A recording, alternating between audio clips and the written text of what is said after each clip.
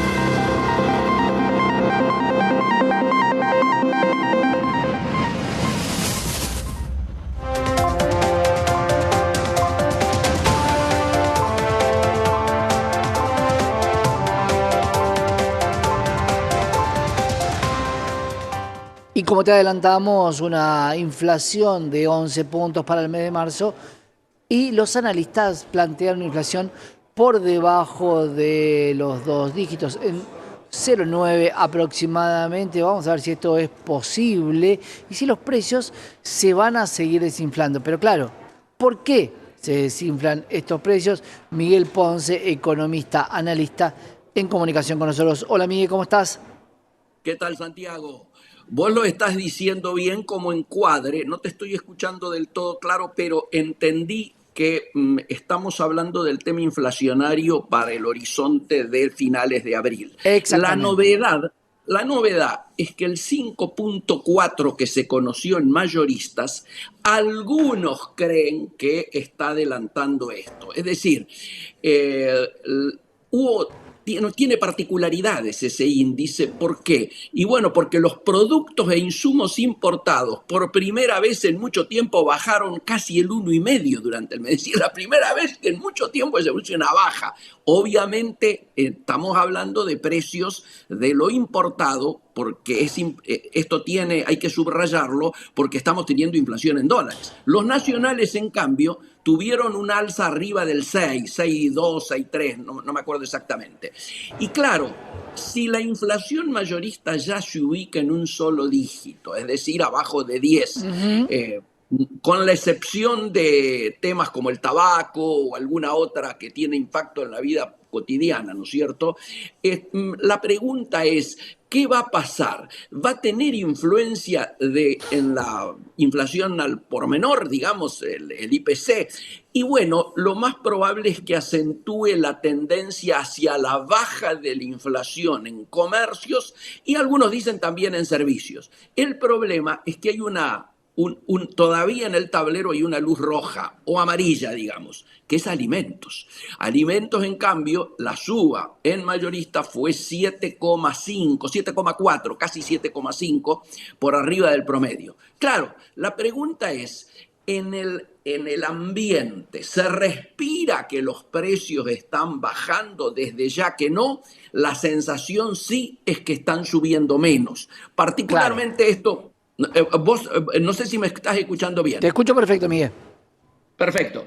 Y claro, ¿por qué dicen que hay problemas en cuanto a la percepción? Y bueno, porque hay muchos comercios, fundamentalmente los minoristas, que habrían decidido intentar recuperar parte de los márgenes que perdieron en los últimos meses, según ellos.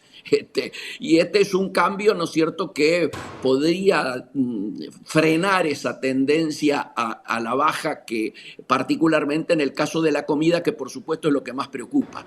Ahora, el ministro de Economía va a intentar mostrar esta inflación de un solo dígito y así lo adelantó ahora en la reunión que ha tenido de primavera, en la asamblea de primavera del Fondo Ujú. Monetario, y también ayer ante unos 400 empresarios del JP Morgan convocados ahí en Washington y va a intentar lograr, qué sé yo, el 8,9, el 9, hasta el 9,9 paga, digamos, ¿no? Claro. Para decir que estás abajo.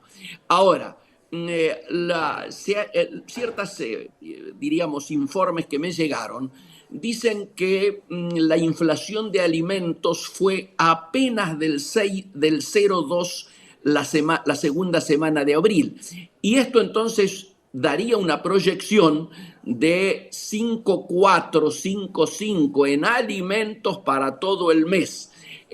Todo esto está en debate, ¿no es cierto? Porque también, si uno analiza rubro por rubro, 16 de los 49 rubros alimenticios mostraron rebajas de precios. Yo creo que en realidad mostraron no alzas, aunque algunos dicen que son rebajas, en la segunda semana de abril. Productos de almacén hablan, verduras y carne vacuna estarían siendo los que están conteniendo el alza, ¿no es cierto? Ahí nos encontramos parados hoy. Yo creo que hay que abrir un compás de espera y ver qué pasa esta semana, particularmente cómo cierra la semana, para ver qué inercia inflacionaria tenemos para la que viene. Miguel, te pregunto, la medicina prepaga tuvo que retrotraer precios. ¿Pueden ser los próximos los supermercadistas que hoy, en un acto de suma gentileza, ponen precios que no van a subir por 6 meses, ponen el hombro para acompañar a la gente, o no están vendiendo nada y realmente prefiero disfrazarlo en una campaña de marketing para poder reactivar un poco el consumo y no tener que cerrar? Coincido contigo. Acá hay un debate, ¿no es cierto? Que es, ¿qué pasa con las grandes superficies versus qué pasa con las pymes?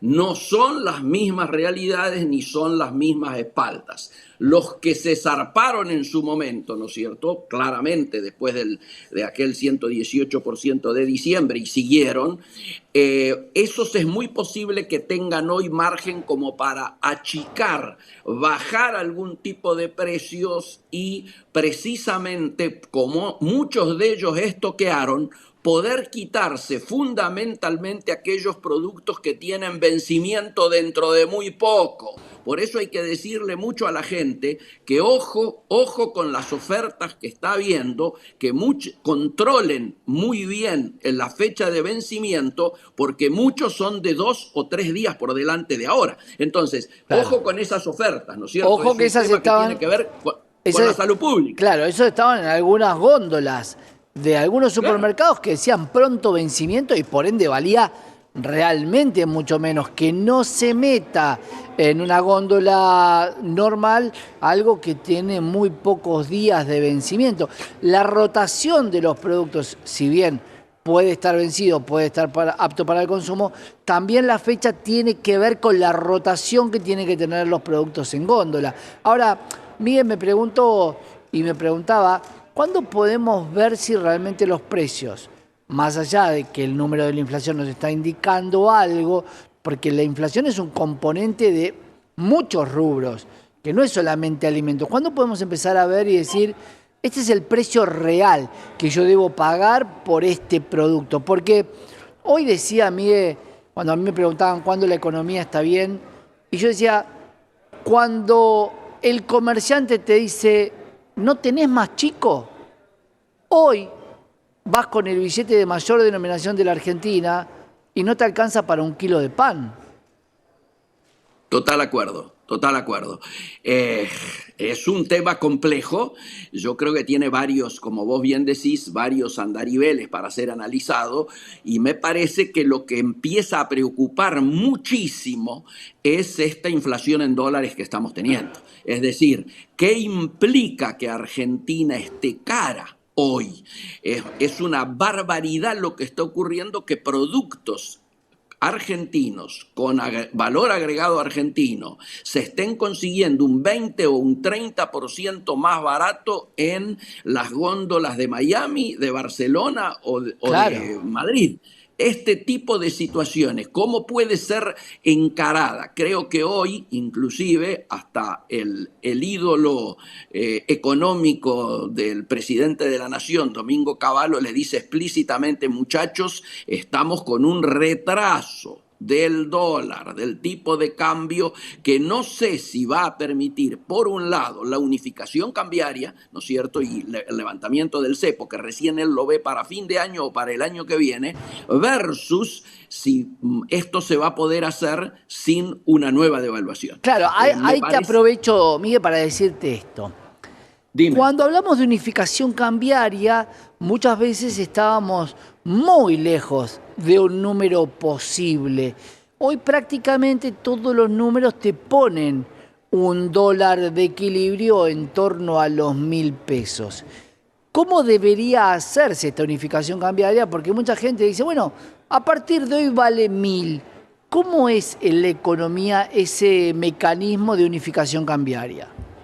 Bueno, habitualmente en términos históricos ha ido acompañado con una devaluación. Habitualmente, o sea, plantar una suerte de colchón, inclusive muchos economistas ortodoxos te dicen es preferible hacerla de más que quedarte corto. Ese es un planteo, pero igualmente, yendo a las efectividades conducentes, en esa reunión que te estoy diciendo bastante reservada de Caputo en el JP Morgan, dio a entender que se demora el tema del proceso devaluatorio por un lado y se demora esencialmente la unificación cambiaria y el levantamiento del peso. ¿Me dejás ser complicado? Sí.